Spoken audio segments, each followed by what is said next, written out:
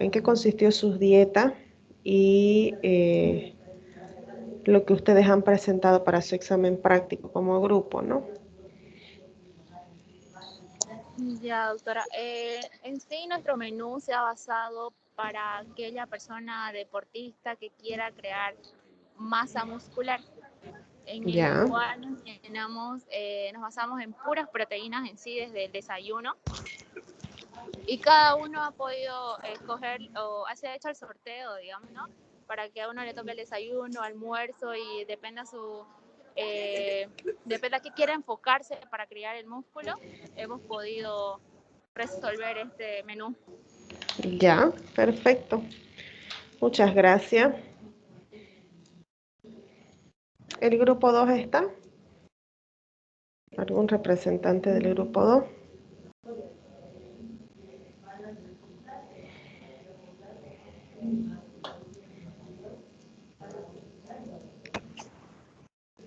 Sí, Lice. Ya, Bueno, nosotros no nos basamos en específico en alguna persona o patología, ¿no? Bueno, nuestro menú consiste en elegir una variedad de alimentos que nos vayan a brindar, en el que incluyen proteínas, también carbohidratos, grasas, sobre todo, y lo más importante, el agua. ya, ok. Muchas gracias.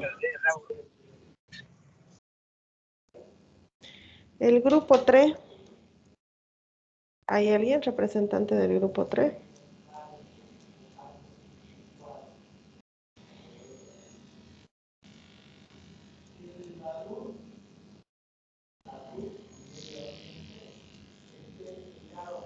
Sí, doctora.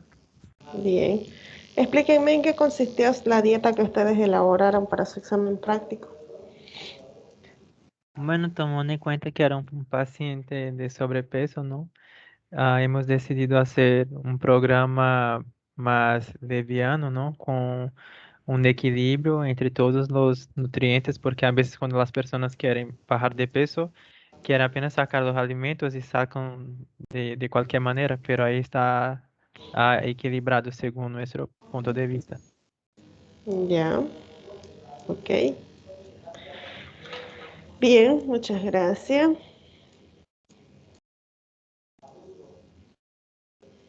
Grupo 5, que todavía no he corregido ese grupo. Aquí está su trabajo.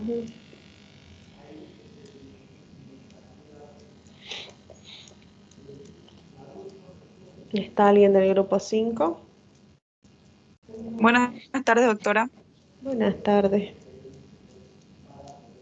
Yo soy del grupo 5. Bueno, y todo mi grupo lo que nosotros intentamos hacer es un menú que para una persona, un estudiante sobre todo, que no tenga ningún interés específico en cuanto a su alimentación, que no quiera ni perder peso, ni ganar masa muscular, simplemente que esté bien alimentado para poder seguir con su día a día de estudio. Y tratamos de incluir los 3 macronutrientes importantes para que la persona o el estudiante tenga energía durante toda su jornada. Tratamos de incluir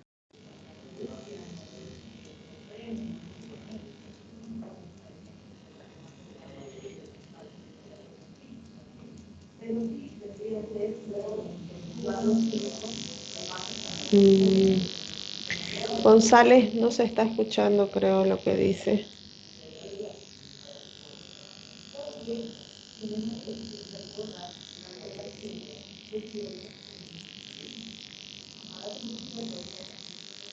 Bueno, no sé qué pasó con el audio de su compañera.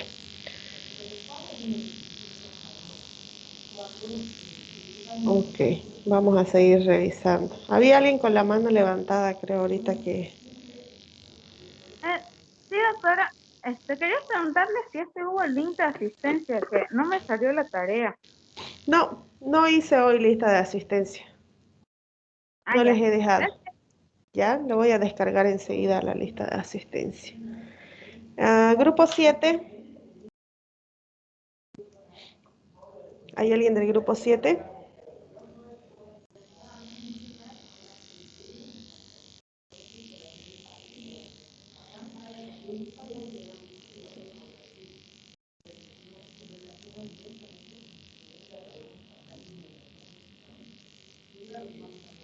Doctora, ¿me puede Sí, escuchar? ahora sí lo escucho. Ah, sí. Ok. Con nuestro grupo hemos creado un menú eh, especial para poder cubrir algunas deficiencias en nuestra alimentación, como también equilibrar ciertas sustancias como la grasa saturada. Como podrán notar en nuestro menú no hay carne roja. Sí, lo acabo de Y notar. también utilizamos más que toda la carne blanca, como también el pescado para darle eh, algún, aquellas personas con un déficit de omega 3. Y también el consumo equilibrado de proteínas y minerales. Por eso, más que todo eso, doctora. Ya, muy bien, muchas gracias. Y el último grupo que me falta evaluar es el 11. Ay, no es este. A ver, grupo 11.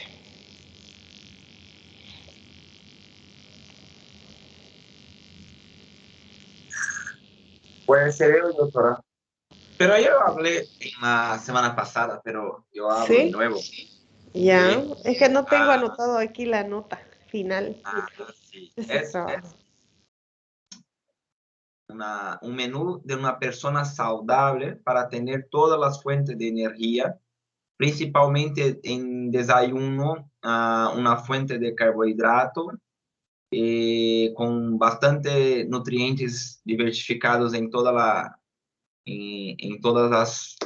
no es una persona que está enferma, es para una persona que mantiene quiere saber saludable, para mantener saludable. Así que ponemos carbohidrato y fuentes de energía en desayuno y almuerzo, en la cena más proteína y algunas verduras para no tener mucho carbohidrato en la cena.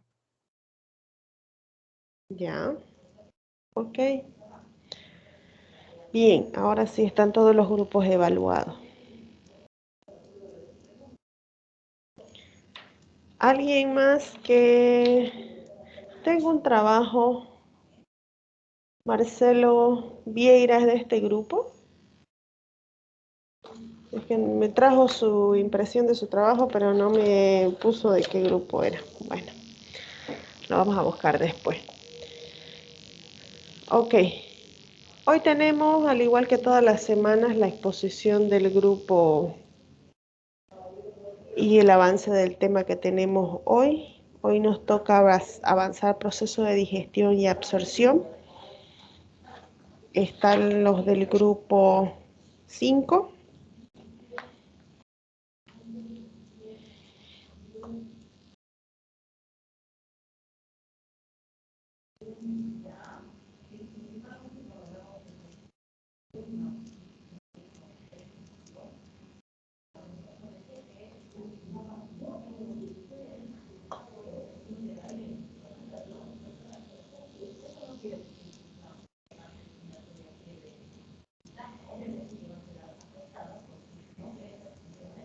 Perdón, ¿me escuchan?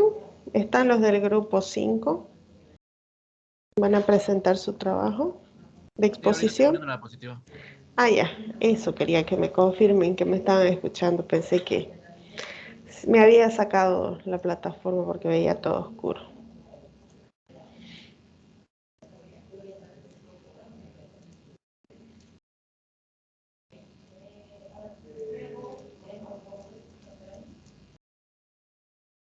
¿Se ve, doctora? Disculpe.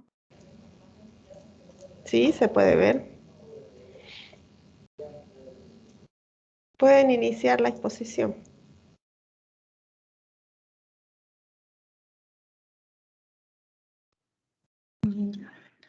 Buenas tardes, doctora. Buenas tardes a todos. Nosotros somos el grupo número 5 y hoy vamos a hablarles sobre el proceso de digestión y absorción. La siguiente, por favor. Bien, tenemos que empezar definiendo qué es la digestión. Este es un conjunto de mecanismos por los cuales los alimentos van a ser degradados y transformados en moléculas más pequeñas. Este proceso se va a caracterizar principalmente por una rotura de enzimas como ser proteínas de lípidos y también de glúcidos, por medio, gracias a otras enzimas que son la saliva, el jugo gástrico, el jugo pancreático y también células de las velocidades intestinales. Los productos que van a ser finales, la anterior, gracias.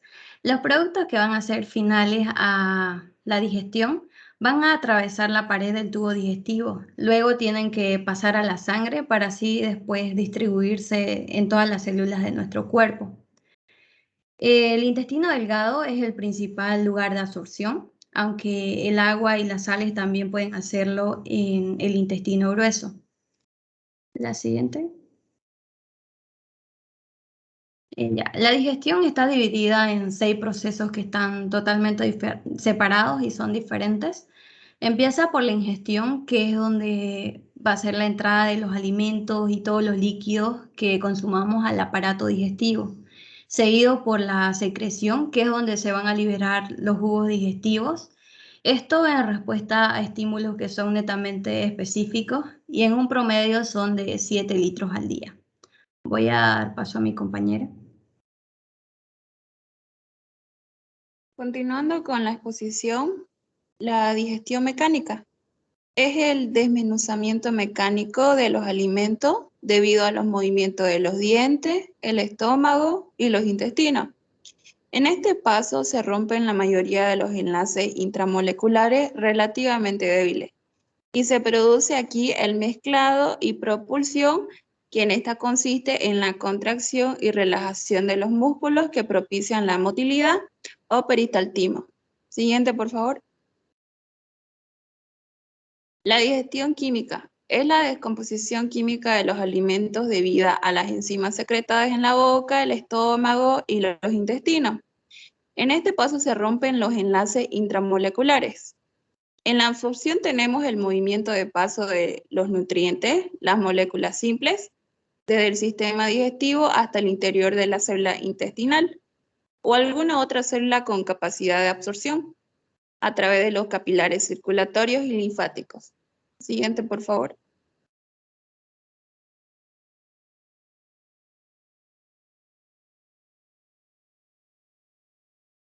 Bien, doctora, continuando con la exposición, voy a hablar acerca de la defecación. Esta es la remoción de los desechos que no son digeridos por el tracto digestivo. Esta remoción se realiza a través de las heces fecales y la regurgitación. Siguiente diapositiva, por favor.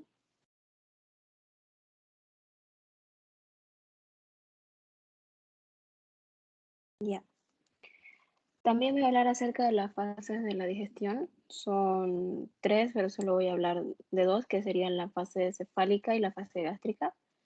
En la fase cefálica, esta se ocurre antes de que los alimentos pasen al estómago, para así poder preparar al organismo para el consumo y digestión de estos. En esta fase se encuentra estimulada la corteza cerebral por la vista y los pensamientos, lo cual estos estímulos son enviados al hipotálamo y médula espinal para así liberar la acetilcolina, lo cual inicia también la liberación de la gastrina en la célula G. También se dice que un aproximado de entre el 30 a 50% de la respuesta ácida se produce en esta fase. Bien, la fase gástrica, esta fase está estimulada por la distensión y pH ácido del estómago, lo cual esta distensión activa los receptores de estiramiento y respuesta de reflejos vagovagales e ingástricos cortos, produciendo así la liberación de acetilcolina, que esta a su vez estimula la liberación de más jugos gástricos.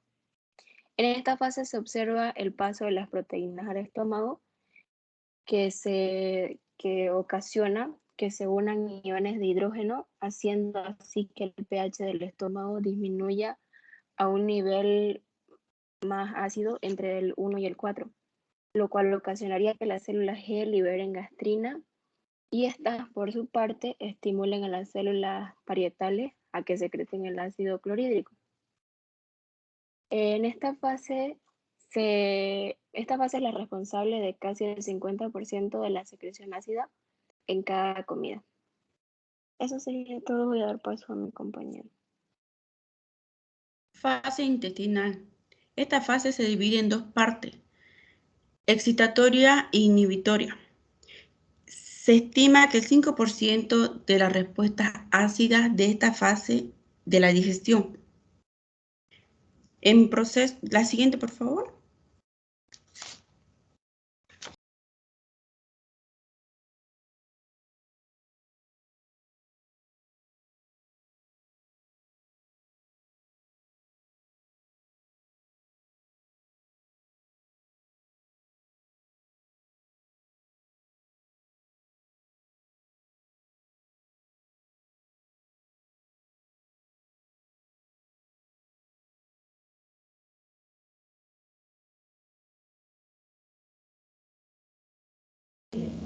Perdón, no sé. Si alguien está hablando, no se escucha. Por si acaso.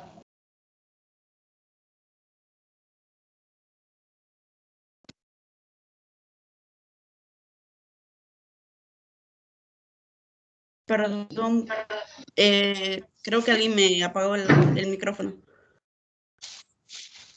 En proceso, la digestión comienza desde la boca, donde son los alimentos masticados y se mezclan con la saliva,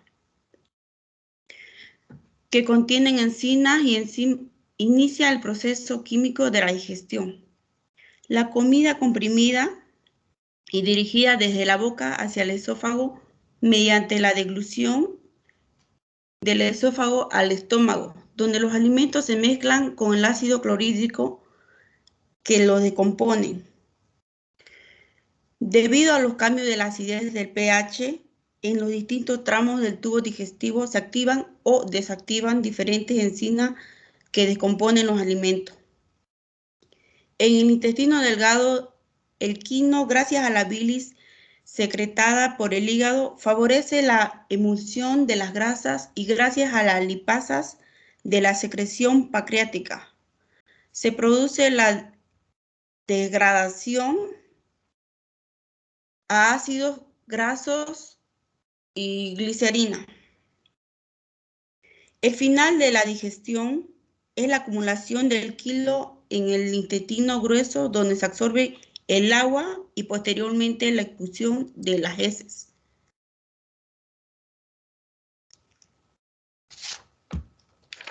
Bueno, yo voy a explicar la digestión y absorción de nutrientes.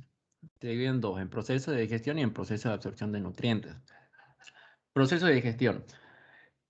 Antes de que todos estos componentes puedan ser utilizados o metabolizados, los alimentos deben sufrir en el cuerpo diversos cambios físicos y químicos, la cual recibe como nombre digestión, y esta lo hace absorbible a los alimentos. Sin embargo, el verdadero proceso de la digestión no comienza hasta que el alimento está en el aparato digestivo. En el proceso de digestión también intervienen las glándulas salivares, el hígado y el páncreas, y está regulado por el mecanismo nerviosos hormonales y nervioso. El proceso de absorción de nutrientes. El proceso de absorción de nutrientes se produce principalmente con una extraordinaria eficacia a través de las paredes del intestino delgado, donde se absorben la mayor parte del agua, alcohol, azúcares, minerales y vitaminas hidrosolubles.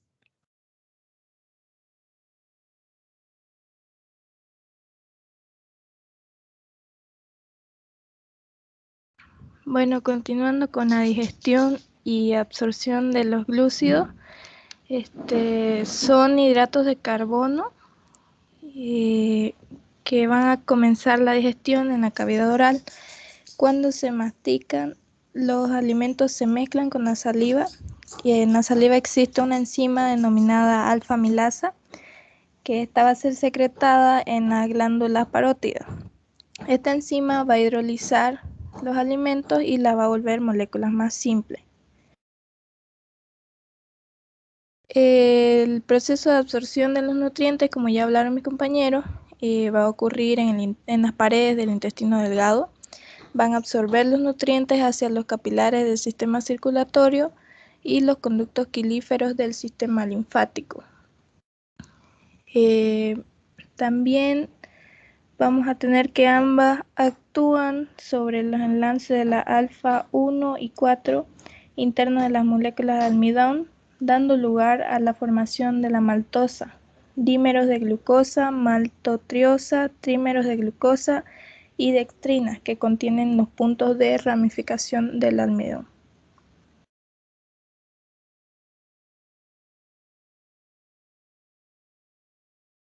Bien, continuando con lo que es la digestión y absorción de las proteínas, nos dice que la ingestión diaria de proteínas debe ser de aproximadamente de unos 70 a 90 gramos por día. Las principales fuentes donde podemos conseguir estas proteínas son las carnes o algunos productos lácteos o sus derivados. La digestión de las proteínas se va a iniciar gracias a la pepsina que se encuentra a nivel del estómago y esta va a dar lugar a la formación de polipéptidos, oligopéptidos o incluso algunos aminoácidos. Luego la digestión de estos productos proteicos se va a continuar en el intestino gracias a las proteasas que se encuentran a nivel del jugo pancreático, tales como la tripsina, la quimotripsina u otras. La digestión de estas proteínas se va a dar, la mayor parte de estas proteínas o los productos proteicos se van a absorber a nivel del intestino delgado. Sin embargo, al intestino grueso también van a llegar algunas cantidades que son el producto de la catabolización de la microbiota.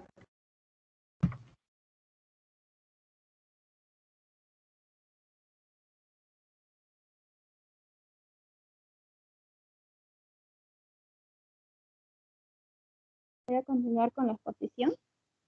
Voy a hablar sobre la digestión y absorción de lípidos. Los lípidos son una parte de la dieta de todas las personas. El consumo diario de lípidos es de 60 a 100 gramos. En su mayor parte son triglicéridos y solo una pequeña porción se encuentra en forma de leptinas, ésteres de colesterol o vitaminas liposolubles. Siguiente. La absorción de agua y iones. El agua que pasa por el intestino delgado aproximadamente son 9 litros diarios y 2 litros son procedentes de la alimentación y otros 7 litros son procedentes de las secreciones digestivas. Se absorbe el 48% en el intestino delgado y el resto lo hace el intestino grueso, de tal modo que solo una pequeña cantidad, alrededor del 1%, se elimina con las heces. Una vez en el espacio intercelular, el agua, gracias a los gradientes de presión hidrostática creados, puede pasar a través de las membranas basales hacia los capilares sanguíneos. Mencionaremos algunos iones como el cloro, que se absorbe en el duodeno y yeyuno, el potasio que se difunde a través de los canales, el calcio. El calcio absorben diariamente de 200 a 300 miligramos mediante el transporte activo transcelular y el transporte paracelular pasivo. Gracias.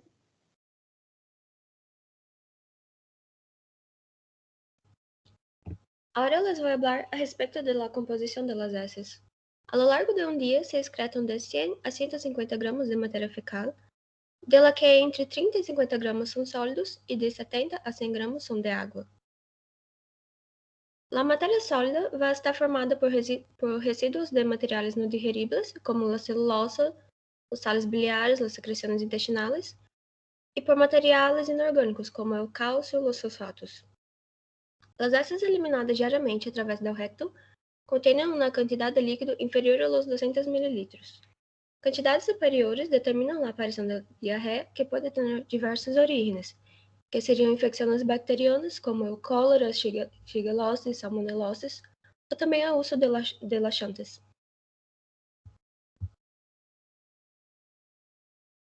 Próximo.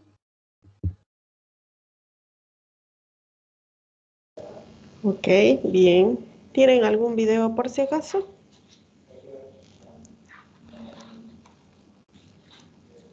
Doctora, Sí, la ¿me escucho. escucha? Sí, sí. El video es pesado, doctora, y está costando subirlo, pero ya va a estar en los archivos de la sección de exposiciones. Ya, ok. Enseguida lo reviso entonces. Pero termínelo de subir. ¿Ya? Ya, doctora, gracias. Perfecto. Bien. Vamos a ir centralizando un poquito la información y terminando de aterrizar esto de lo que es el proceso de digestión y absorción de los nutrientes, ¿no? Hay que tener en cuenta que ya habíamos dicho que un alimento que es incorporado al organismo no va a absorberse inmediatamente, ya que este tiene que ser digerido por nuestro cuerpo para poder desfragmentarlo y poder utilizar los elementos nutricionales que necesita el cuerpo. Si bien es cierto, estos alimentos para ser digeridos tienen que sufrir cambios tanto físicos como químicos. Esto recibe el nombre de digestión y que va a hacer que estas partículas que se van a volver de ser grandes, se van a volver más pequeñas, puedan ser de alguna manera absorbibles por el cuerpo. No olvidemos, y sus compañeros también han hecho mención en la exposición, de que dentro de este proceso de digestión y absorción intervienen las glándulas salivales, interviene el hígado y interviene el páncreas, ya que estos están regulados por el mecanismo nervioso y también hormonal, que va a ser el ente regulador de todos estos elementos. Cuando hablamos de la digestión como tal, tenemos dos mecanismos o dos procesos que sufre el alimento al pasar o al ingresar al cuerpo. Tiene un proceso mecánico y tiene un proceso químico. El proceso mecánico va a incluir la masticación, la deglución, el peristaltismo, la defecación o eliminación de estos alimentos. Esa es la parte mecánica. Esto simplemente es el transporte por el cual va a ir haciéndose más pequeño el alimento.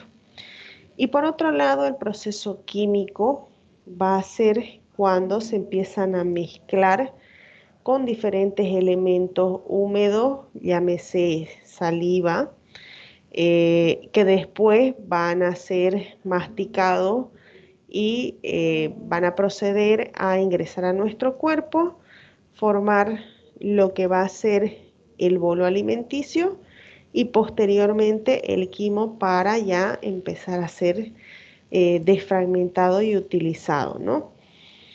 Aquí tenemos proceso mecánico, como se puede ver en la imagen, tenemos la masticación, la deglución, tenemos el tránsito que va a seguir a través del intestino y cómo se va a eliminar. Y la parte química es todo lo que va pasando químicamente dentro del organismo para poder ser absorbido y para absorber todo lo que necesita nuestro cuerpo. Si bien es cierto, un elemento va a ingresar a nuestro cuerpo, va a pasar a través de nuestro esófago y va a llegar a nuestro estómago, donde van a empezar estas partículas, ya llámense más pequeñas, proteínas, carbohidratos, grasa, que van a empezar a llegar a nuestro estómago, ¿no? En el cual van a empezar a desfragmentarse gracias a los diferentes ácidos y a las diferentes enzimas que se van a ir segregando, van a ir haciéndose más pequeñas estas partículas y van a ir siendo absorbidas por el cuerpo.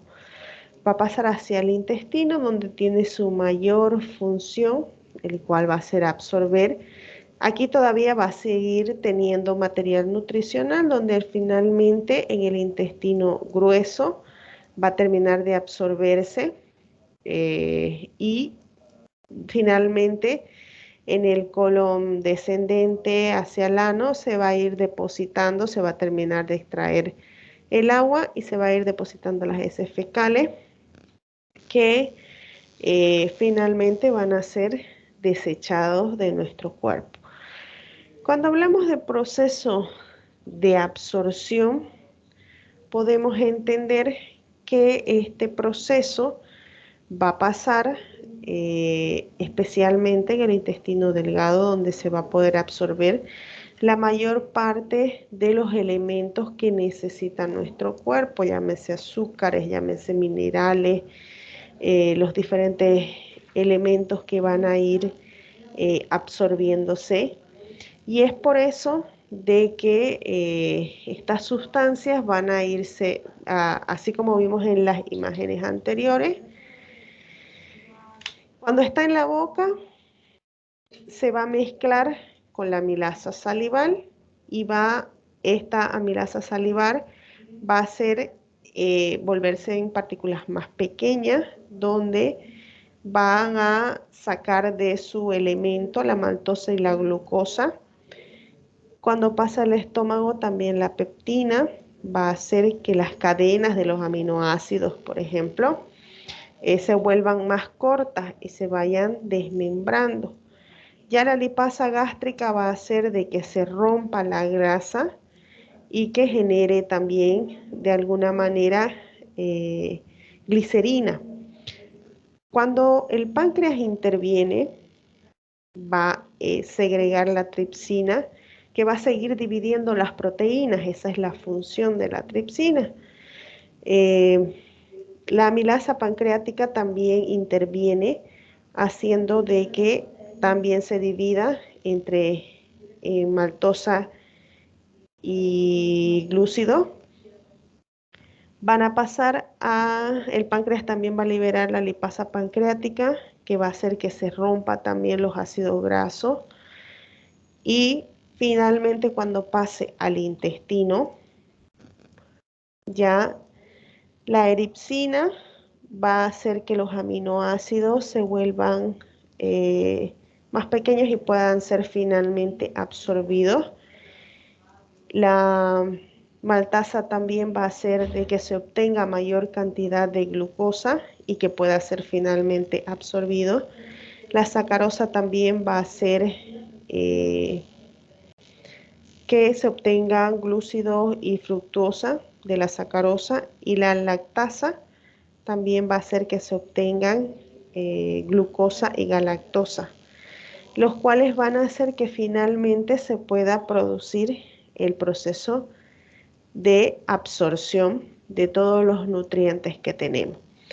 Si bien es cierto, los ácidos grasos sabemos que se van a transformar en triglicéridos y van a pasar a la sangre y van a ir por la linfa, las cuales van a ser posteriormente transformadas por el hígado y finalmente depositados como tejidos adiposos. Los hidratos de carbono, estos monosacáridos, porque ya van a empezar a desmembrarse y vamos a tener partículas más pequeñas de monosacáridos que van a pasar a la sangre, van a ser transportados hasta el hígado, donde pueden ser transportados ya en todo el organismo como glucosa y finalmente nos ayuden a producir energía, ¿no? Tenemos dentro de las proteínas los aminoácidos, que también van a ser las partículas más pequeñas de las proteínas, que van a pasar a la sangre y también se van a ir hacia el hígado. Posteriormente circularán en la sangre y van a ser un reservorio también para ser utilizados siempre y cuando necesitemos sintetizar mayor cantidad de proteínas estructurales y también enzimas, que también nos van a permitir por proceso oxidativo producir energía. Y es por eso que las grasas, los carbohidratos, las proteínas van a ser nutrientes que van a estar siempre en nuestro cuerpo, pero van a ser utilizados y van a viajar a través de la sangre las partículas más pequeñas que éstas tienen.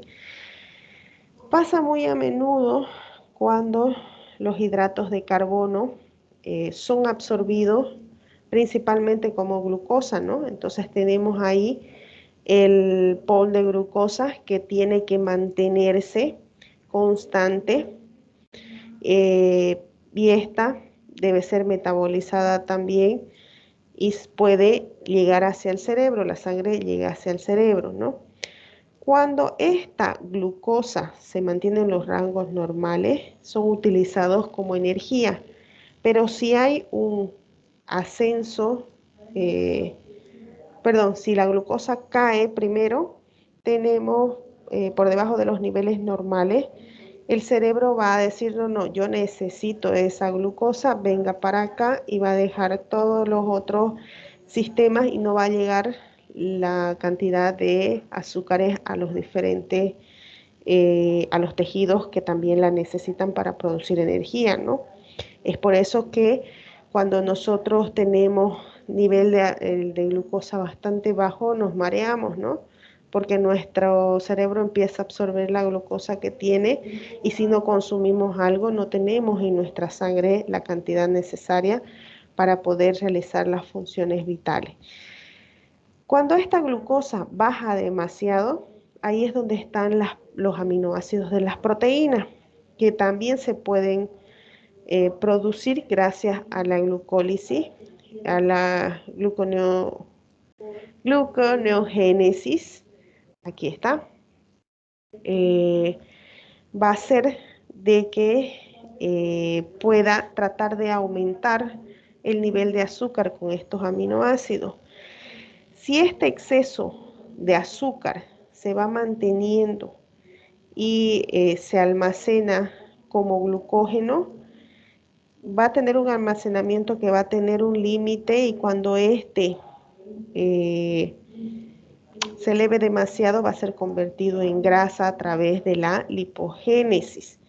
Y es por esto que cuando también la glucosa va disminuyendo, esta glucólisis va a liberar glucosa y es ahí donde se empiezan a ver estos niveles críticos en el cual el azúcar o la glucosa sube y baja de la persona.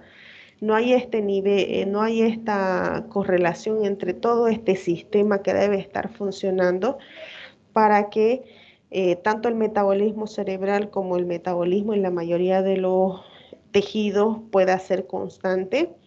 Y si al final esta glucosa plasmática va a exceder, es cuando ya se considera que el paciente es diabético. Teniendo en cuenta que el azúcar, de acuerdo a los diferentes procesos que va a tener de síntesis y que la necesidad primaria del cuerpo va a ser llevada hacia el cerebro, porque necesita el cerebro tener azúcar y descuida las otras partes, ¿no? ¿Qué tiene mi audio?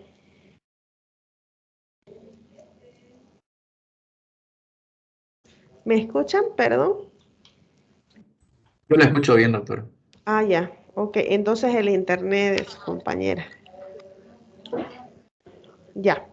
Estaba hablando, ¿no? De los pacientes diabéticos. Que cuando nuestros niveles de azúcar no se mantienen, es por eso que hay hoy mucha tendencia a lo que es la diabetes. Y también cuando el paciente hace una dieta estricta, muy de golpe y deja de consumir azúcar, creyendo de que esto le va a beneficiar al cuerpo, al contrario, ¿no? Hace una acidosis metabólica y empieza también el cuerpo a disfuncionar porque empieza a entrar en caos todo este sistema. Entonces es importante siempre en la nutrición y cuando se vaya a hacer una dieta nutricional, tratar de balancear todos estos elementos. Nunca se debe quitar un elemento del todo o de golpe en el paciente, porque puede descompensarse, ¿sí? Y creer el paciente de que tiene diabetes y que en realidad en vez de tener una diabetes ya declarada, puede ser que el cambio brusco de alimentación haya producido esta descompensación en el cuerpo, ¿no? Que se da muy, muy frecuente, entonces es algo para tener en cuenta también. Y esta era como una pequeña reflexión que también yo quería dejar para ustedes, al entender de que si bien es cierto nosotros vamos a decir al paciente que haga una dieta X o Z, que es lo que ustedes han hecho incluso en el examen práctico, han hecho propuestas de dieta, en las cuales hay algunos que han quitado por completo algunos elementos, ¿no? Que también son necesarios para nuestro cuerpo. Una dieta balanceada debe tener una cantidad entre proteínas, carbohidratos y lípidos. Tampoco es que tengamos que sacar los lípidos de nuestra dieta. El cuerpo los necesita para poder funcionar. Todo extremo es malo y eso es algo que también es importante que ustedes entiendan al momento de querer aportar de alguna manera en la dieta de un paciente. Suspender una alimentación es un elemento bastante delicado porque estamos jugando también con la vida y con el medio interno del paciente. Preguntas.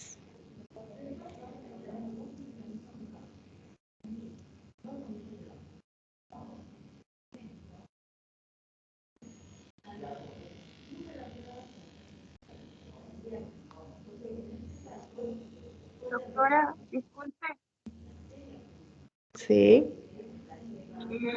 ya terminó de subir ya el video, ya se puede ver en archivos. A ver, lo vamos a revisar ya. Vamos a ver si podemos compartir. Ahí, no sale esto. A ver.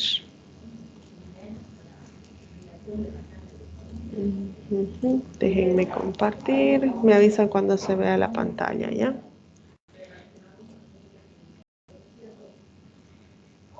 Lo puso en presentaciones, ¿cierto? De exposición.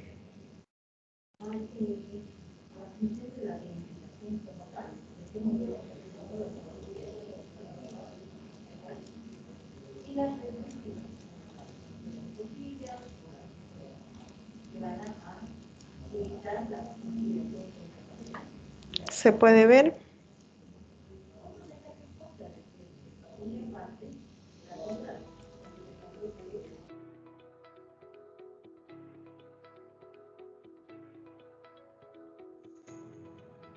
Hola, mi nombre es Nadir.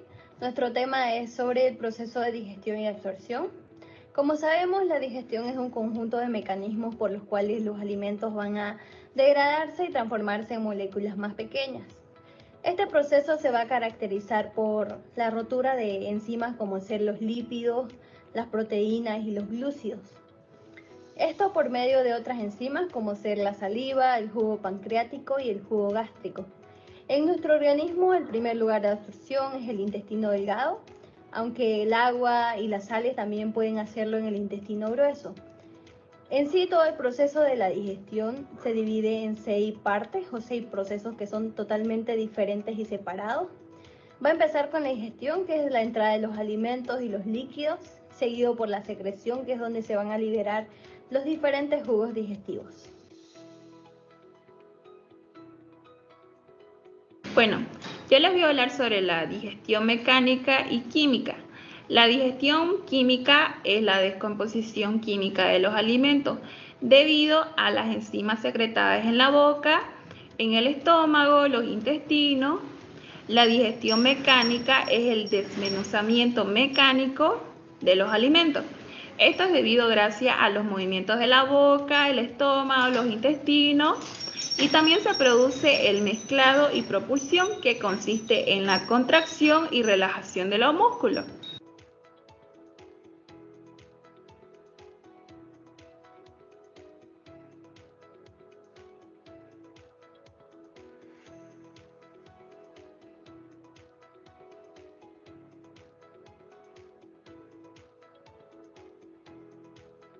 Bien, voy a hablar acerca de la defecación.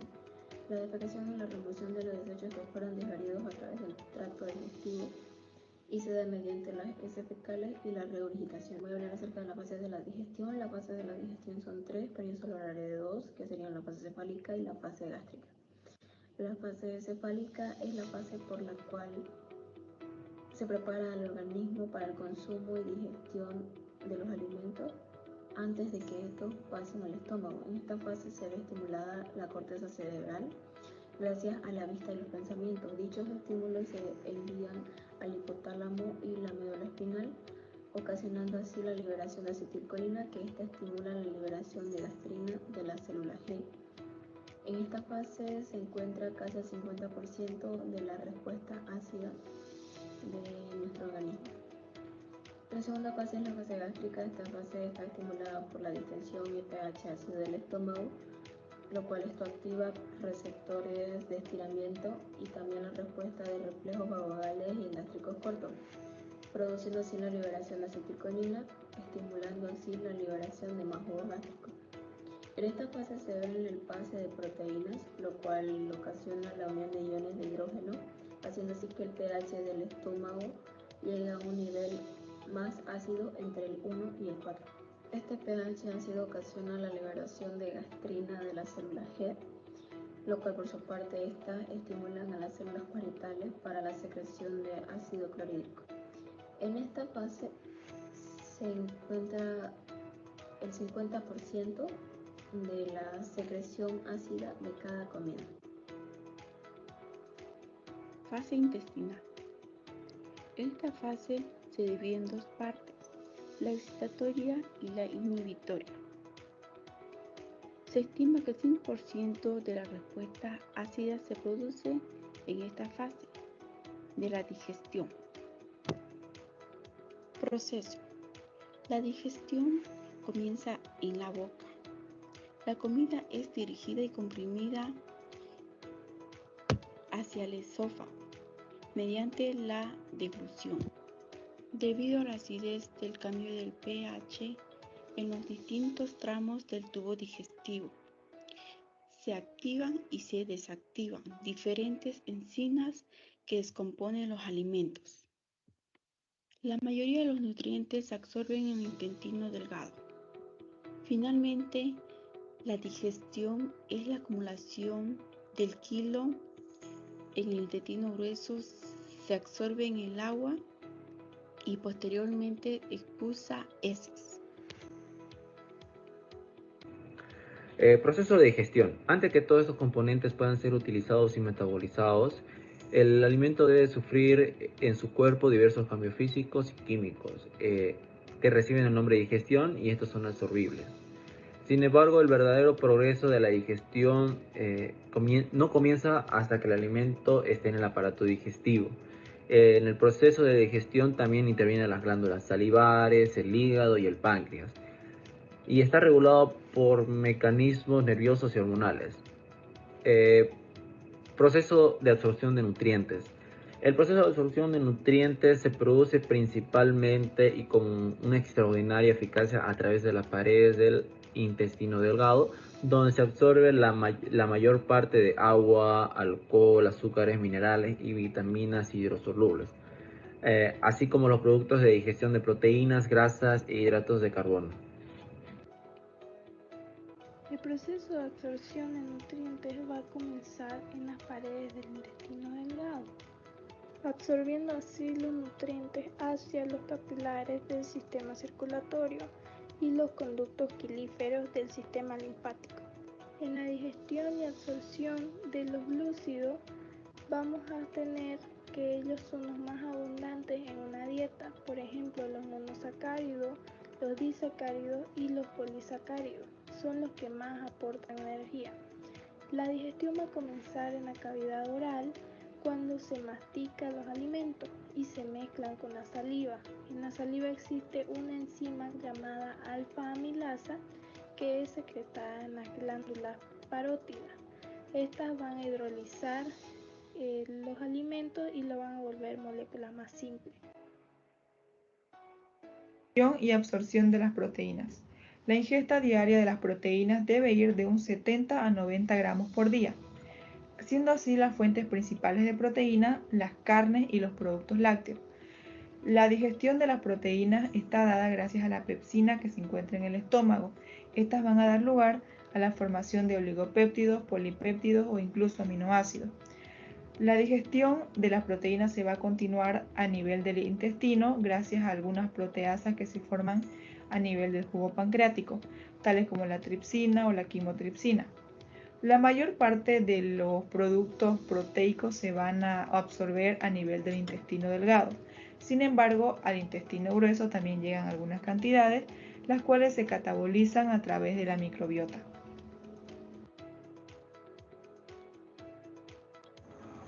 Hola, mi nombre es María Belén Murillo Fajardo. Continuando con la presentación, voy a hablar sobre la absorción de los lípidos. El consumo diario de lípidos es de 60 a 100 gramos. En su mayor parte son triglicéridos y solo una pequeña porción se encuentra en forma de lectina.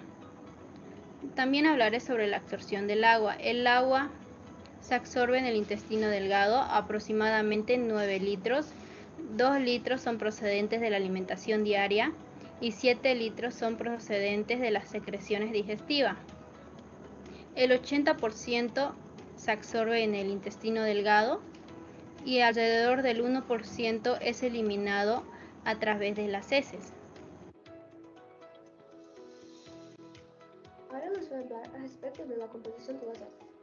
A lo largo de un día se excretan de 100 a 150 gramos de materia fecal, de la cual entre 50 y 70 gramos son de sólidos y de 70 a 100 gramos son agua.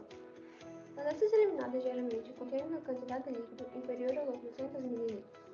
Una cantidad superior a esa se determina la aparición de una diarrea que puede tener diversos orígenes.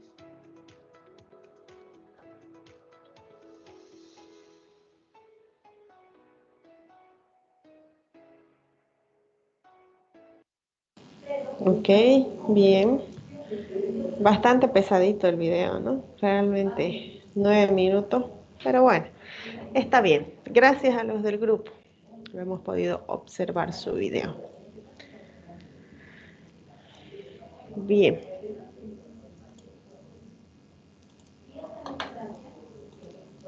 Ok. Preguntas